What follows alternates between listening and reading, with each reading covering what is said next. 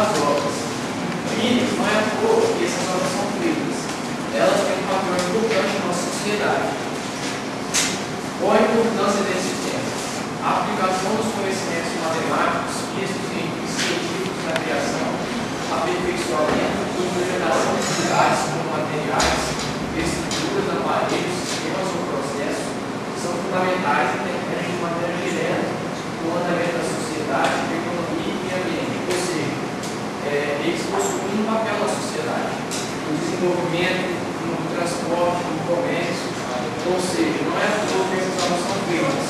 Sem elas, seria muito difícil a nossa vida se desenvolver.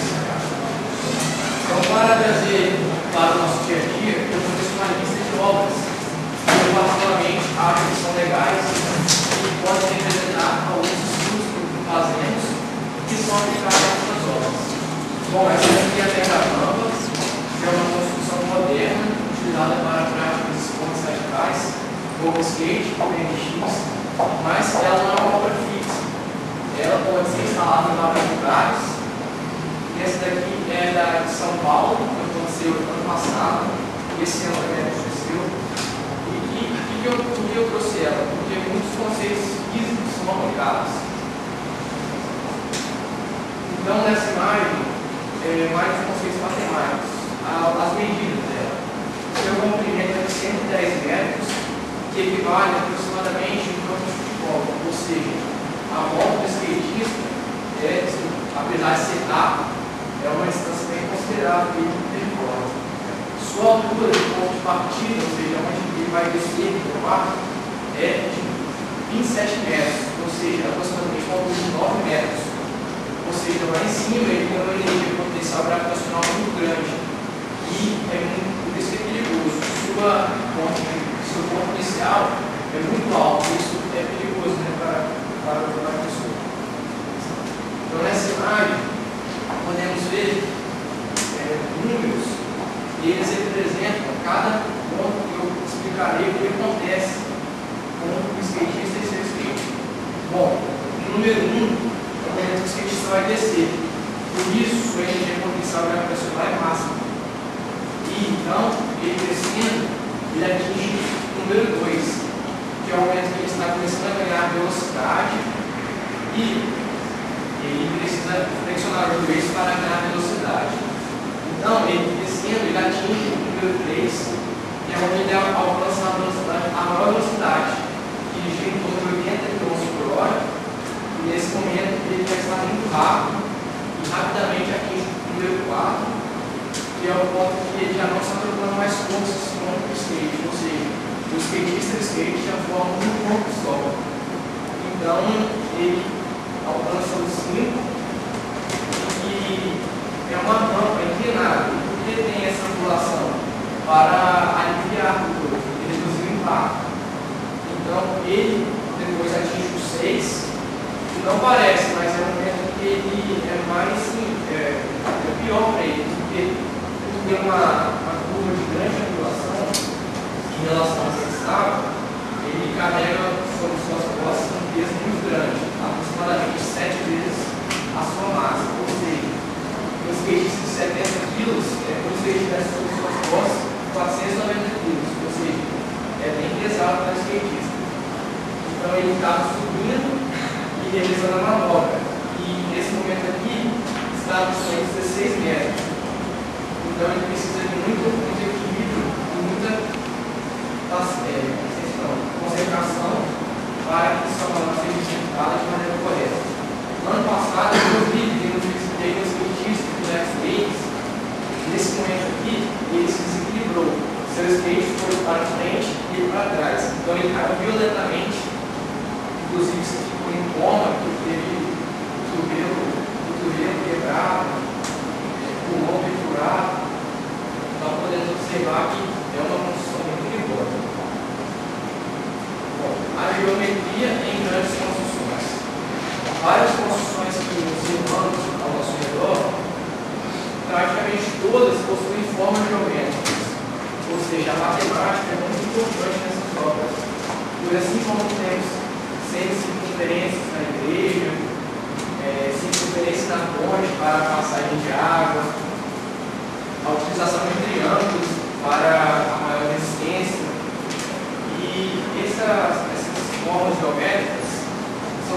extrema importância, porque todas as obras, não há uma que não, senão você consiga ver formas geométricas nelas.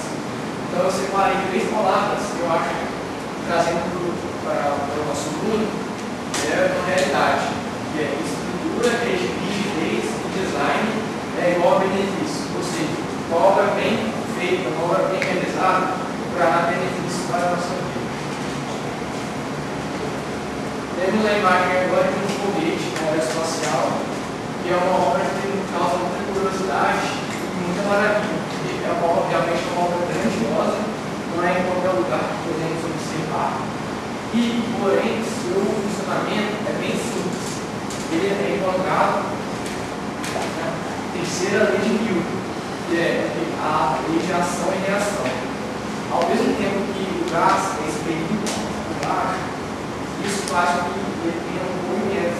Então, mesmo sendo uma obra muito grande, seu funcionamento é bem simples. Relacionando a tecnologia, observamos esse projeto de aviação em que está sendo realizado um motor revolucionário, que é o motor Scrambler, que é capaz de atingir velocidade hipersônicas, já tem 15 vezes a velocidade do som. E a velocidade do som está relacionada à temperatura. Então, considerando a temperatura ambiente, seria no caso de 340 metros por segundo. Ele não possui partes móveis e a compressão necessária para a combustão regular entra pela frente, impulsionado na velocidade do veículo lá. Ou seja, a função, o princípio de movimento é o mesmo foguete. E, comparando a velocidade, que é 11.000 km/h, teríamos como referência, poderíamos ir do Rio de Janeiro até Benin em menos de 1 hora, ou seja, é uma velocidade bem considerável e isso poderá trazer benefícios não somente para o setor da aviação, como isso pode ser trazer desenvolvimento para os setores da construção civil. Bom, então temos agora a imagem do submarino. A sua forma sempre parece mesmo com uma baleia, mas não é a cor. A baleia foi, dentro dos motivos, foi a forma que, mesmo que desencadeou a sua construção. Pois, então, embaixo do submarino, a sua casca é redonda, e isso serve mesmo para diminuir a resistência da água. A utilização do submarino, hoje em dia, é mais para defesa e do setor de nuclear, ou seja, são feitos pesquisas também na água doce quanto salgada para trabalhar com profundidades muito grandes para mercadores humanos. Ou seja, o submarino é capaz de aguentar grandes pressões, diferentemente dos seres humanos. Por isso podemos jogar na nossa matéria física a pressão hidrostática. Então, relacionando a Arquimedes, que foi um grande filósofo matemático da antiguidade, vemos que mesmo ele vivendo há muito tempo atrás, ele possui consequências na construção submarina, porque ele já dizia, todo o corpo mergulhado em líquido recebe um impulso vertical para cima igual ao peso do líquido jogado pelo globo. Então, o que ele quer dizer? Que resume a palavra só, impulso. Impulso é uma força, assim como a força peso, o impulso é aplicado sobre o corpo, porém em direção oposta. E esse impulso está presente nos corpos que estão submetidos ao líquido. Ou seja, o líquido que faz essa pressão em direção contrária e é encontrado também nas construções de navios. Então, esse quadro comparativo do submarino e navio, eu vim explicar por quê. Você explicar de maneira básica qual a diferença do submarino e navio. Porque o submarino consegue afundar, ou seja, afundar e o navio não. Porque o submarino ele pode controlar a sua densidade. Como? Através, pois dentro dele possui tanques de espaço. Ou seja, são verdadeiros espaços vazios em que, quando ele quiser afundar, ele enche esse tanque de água. Ou seja, a sua densidade se tornará maior do que o meio que está.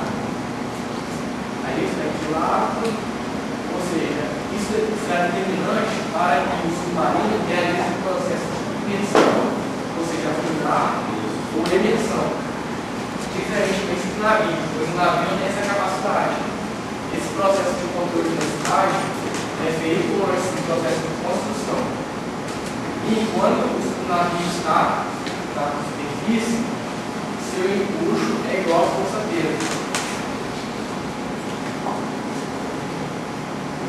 Agora, um tema que todos devem achar com curiosidade é a piscina mais segura do mundo, que é a NPC3. Ela é localizada na Bélgica e na verdade um estudo de vários níveis que serve tanto para a recreação quanto para a análise científica em águas profundas. Além de lazer, o NPC3 também vem sendo usado para filmagens, pesquisas, testes de protótipos e até exercícios navais. Ou seja, é uma piscina muito funda e para a pessoa mergulhar, poder praticar o nado dela, não é tão tensa, porque ela se prepara, porque a pressão hidrostática é muito grande.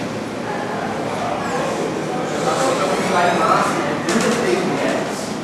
E para encher ela já, é necessário 2.500.000 litros de água para encher. Jogando a fórmula da pressão hidrostática na 33, considerando só a altura de 33 metros, a aceleração vai dar 10 metros por segundo ao quadrado, e a densidade da água igual a 10 a 13 kg metro quadrado, temos que, lá no fundo, a pressão que será, a pessoa estará submetida é 4,3 km, ou seja, não é pouca coisa, então a pessoa se cuidar e prepara-se. Bom, agora vemos a imagem de um carro elétrico. De primeira vista, não parece ser um carro elétrico, porque isso já é uma jogada de marketing. Ultimamente, os carros estão sendo feitos para não parecerem diferentes, para parecerem carros normais, sem ser elétricos. Bom, mas sua estrutura possui uma bateria de lítio em forma de T, que o Volt, que é o nome do carro, é alimentado por 220 baterias de células de lítio, que empurram os motores elétricos e geram o equivalente a 150 cavalos de potência. Ou seja, a pessoa pode reclamar que o carro elétrico não vai ter uma potência boa, porque essa quantidade de potência aqui você tem encontrado em muitos carros bem normais. A bateria tem suficiente de carga para 40 mil, ou seja, aproximadamente 65 km. O carro pode ser carregado tanto em 120 quanto 240 volts. Ele leva de 3 a 8 horas para carregar. Bom, eu trouxe exemplo desse carro, não que seja uma grande construção, porém, o seu processo de construção de projeção poderá surtir efeitos em outras obras, inclusive isso já vem acontecendo. Mesmo que a substituição de combustíveis fósseis não venha acontecendo em grande escala, isso já representa um desenvolvimento desses estudos físicos e, nesse caso, na energia elétrica. Então, aqui podemos ver a imagem do interior dele, aqui de bateria e tal. Então, podemos observar que os carros elétricos são uma construção bem diferentes dos carros que costumamos ver. Bom, nessa foto aqui, temos a montanha russa, que é praticamente todos os postos, né? Alguns sem medo, porém, é uma grande obra que é bem divertida, né? Eu trouxe, esse legal para mostrar para vocês e relacionar ela com a energia mecânica. E essa grande construção não aparece, porém, se não fosse os estudos físicos, talvez não existiria. Se as montanhas do sistema hoje em dia, todas possuem força de atrito atuando contra o movimento do carrinho. Porém, se tivermos a hipótese que a montanha foi sem atrito, ou seja, esse sistema seria conservativo, a energia que o animal gerando nunca iria se dissipar, ou seja, como a energia mecânica é cinética, mas a potencial da potencial, temos que as pessoas iriam entrar numa viagem sem fim, porque essa energia nunca iria se dissipar.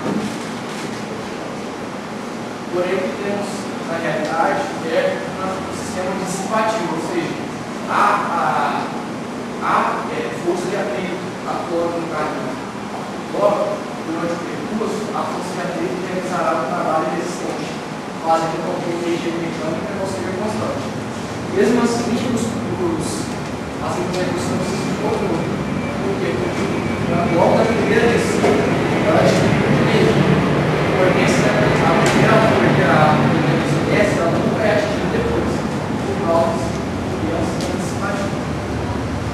Bom, para concluir, sabemos que esses estudos matemáticos e físicos devem ser aplicados e com uma noção, esses são resultados. Olha a escada aí, ó. Muito bela essa escada aí.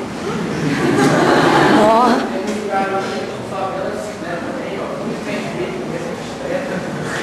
Temos aqui, ó, um poste bem localizado, assim, muito bem planejado. Temos aqui também a nova roda, agora que está sendo preparada as portas.